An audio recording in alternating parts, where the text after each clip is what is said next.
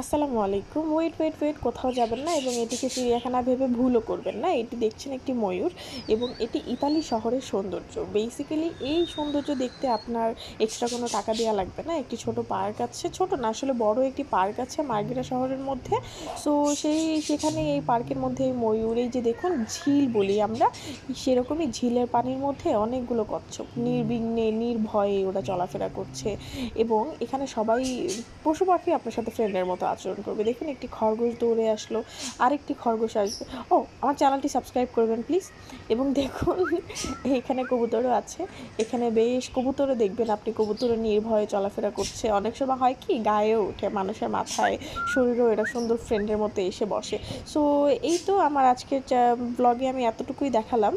আপনারা যদি আরও এরকম কোনো সৌন্দর্য দেখতে চান ইতালির, আমি আরও দেখাবো। আপনারা আমাকে কমেন্ট সেকশনে জানাবেন এবং প্লিজ কাইন্ডলি আমার চ্যানেলকে সাবস্ক্রাইব করবেন। Thank you.